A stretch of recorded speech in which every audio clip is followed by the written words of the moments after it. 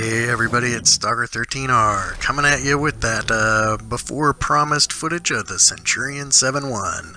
Now when I unlocked the Centurion 1, there was a little bit of an adaptation period where I was figuring out the ins and outs of how to really get the performance out of that vehicle, and at first I was, kind of lukewarm, even didn't care for it much, but by the end of my time in that tank, and I still have it in the garage and I'll play it, but I came to appreciate and enjoy playing the Centurion 1, and when I unlocked this 7-1, instantly it fit like a glove. I play it with the 105, not the 20-pounder or 17-pounder, whatever it is. For me, up here at Tier 9, if you're going to shoot somebody, you've got to be doing some damage. So, especially if you're not an autoloader, then I'm going to get one shot, I want it to count, and then I'm going to, not be there for you to shoot me back. Except for today, maybe I'll take a couple of rounds in the face, because every now and then I play like a Muppet, but we're going to go ahead and push out forward here, and we know we're going to meet them on that ridge line. We're playing a defensive position, so we don't have to be too aggressive, but you can't just sit back. You've got to take that fight to the enemy and bring them up on the spot and try to work that team before they get into a real position, because if the whole team goes camping, eventually you'll just get picked off from the outsides and overwhelmed. So we're going to move out here onto the battlefield, get a little room to maneuver. Now, one of the big things, this thing has a really strong turret, and you can bounce quite a bit, but it's got a really big body, and hiding that body is kind of a challenge, so that's about the only moving the vehicle around. It's got decent mobility, it's got pretty good speed, and its acceleration is not bad for how big a hippo wagon it really is.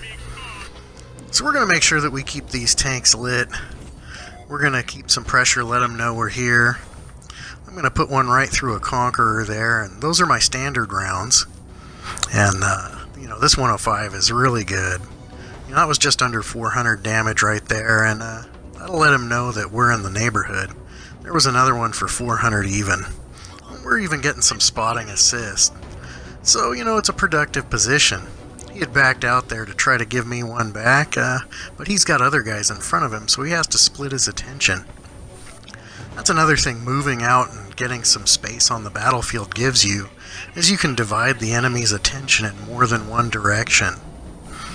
I picked this game to be my Centurion 7-1 footage because the real trick with these medium tanks is there is a spotting role for you to do, but you've got to use your mobility on the battlefield to help shape that situation as it unfolds.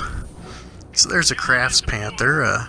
Sorry you're in a game with Tier 9s, but you're just not going to have a good day today. But we got a Lore 40 too, so we'll have to check him out and see if we can't do anything. But you've got to be able to use your mobility, you've got to be able to use your spotting range, and what's even most challenging I find about medium tank play is you're expected to pay attention to that battle rhythm, because you'll have multiple jobs during a game. There's that pesky Craft Panther put one in my ammo rack. We'll have to see if we can't give him something to think about. Or his buddy. What the heck? They're all on the same team, right? But you're expected to play more than one role throughout the game in a medium tank. You're not just a heavy tank that goes to one side and has one job to do, and what happens on the rest of the field isn't your problem. The light tanks, we talked about their different roles in the videos before. So we'll go into sniper mode here so you can see what kind of shots I do or don't have while I'm in the scope. And there's one of those lures. We'll give him a meaningful round at 392. And again, those are the standard rounds. It's got Hesh for its premium round, and I wish it had something else because I'm not a big fan of Hesh. But if you're shooting at an artillery, it can come in handy, but outside of that, I generally don't. I just don't. And I've got another game where I can show you why that is. But for this game, you can see, even though there were still targets up on that ridge, I made the assessment that we needed to fall back and defend the base. And because, after all, this is defense. And that they had the strength to get it done. Once you figure, they've got enough help in that area, then use your mobility and go help out somewhere else, because that's what medium tanks are really ideally suited for. So we'll give this Panther, is that a Panther 2 or a Panther? We'll give him one in the face. We're getting some more spotting assist here. And then I couldn't remember, Tiger 2, I even have one. Is it the top of the turret that you can skip through? Apparently not. But that's okay, because he's greedy. He'll come right up here and we'll get one right through the cheek. Nope, the side. There you go. Just watch that reticle. That color indication will let you know. And so we've got, an Oho and a Conqueror over here. You saw me putting some rounds in that Conqueror on the other side, but here we are from the front. There's 363 damage and a tracking shot, but he just catches my tire, and I'm hoping I can repair it before he gets another one in there, because I don't want to take two of those. So now instead of, so many people get drawn in, and we've talked about it before, they get a vehicle in front of them, they get focused on that, and the rest of the battlefield disappears. So instead of continuing to take that Conqueror head on, I'm going to come down here and deal with this Oho.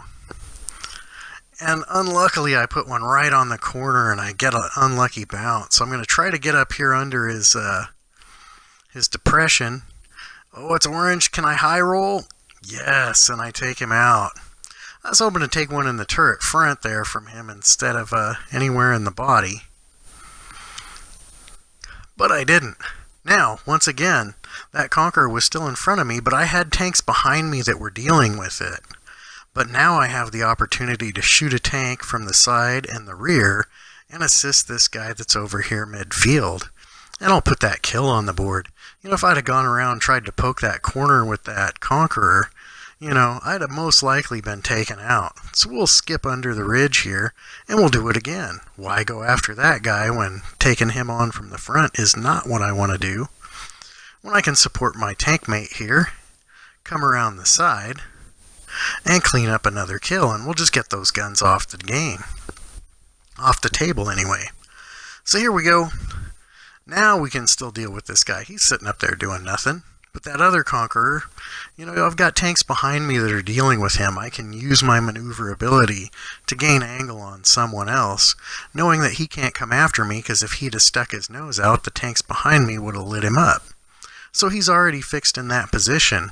And I was able to keep our momentum by using that ability to stay on the move, and we got these other targets off the board.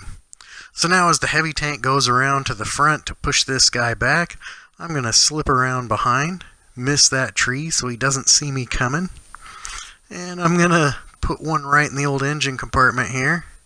And he's got 9 health left. Now I thought about taking the ram, but at 141 health, it might have got us both. I wanted to take my chance, see if I could get the reload, but I don't have to.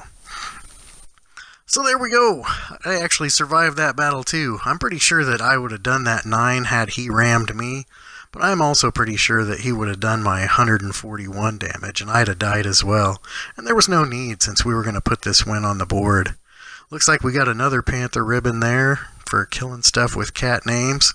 And we got a number 2 finish, 4,000 damage, 1,600 spotting assist.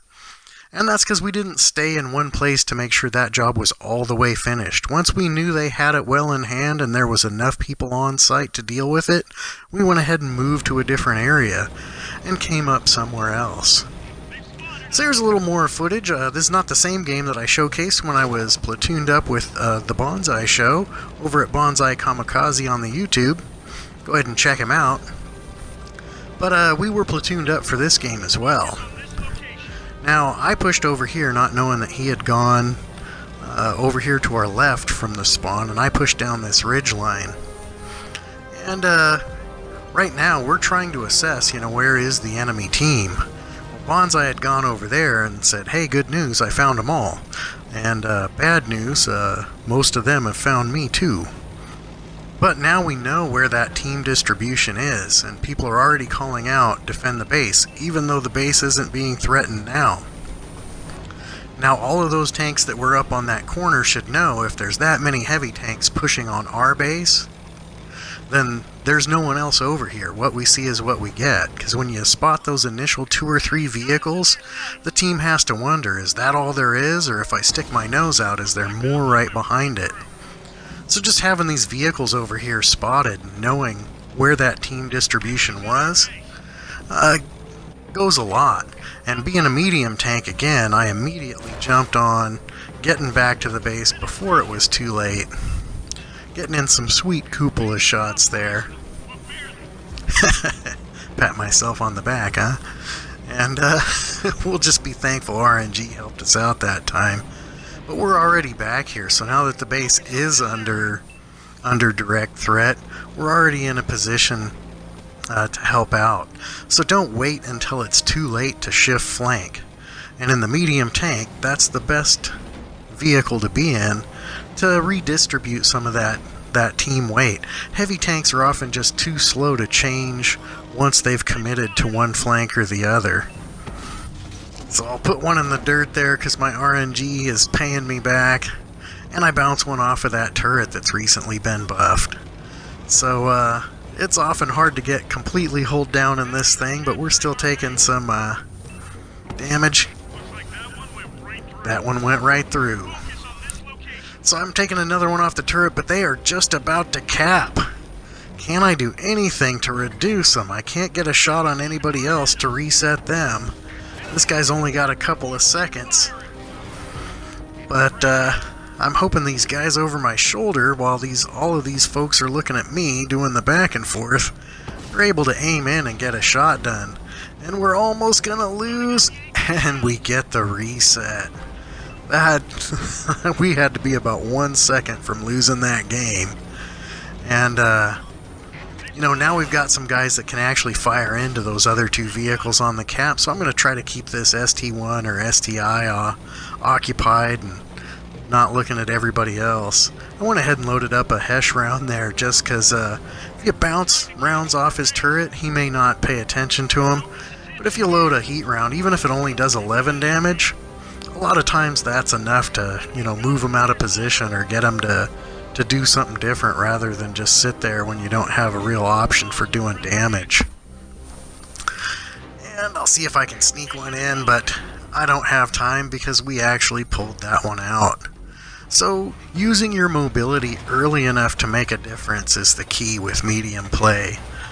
And knowing when to stay and when to go is all part of that skill set. So I hope you enjoyed the Centurion 7-1. I'm Stalker13R. Thanks for watching.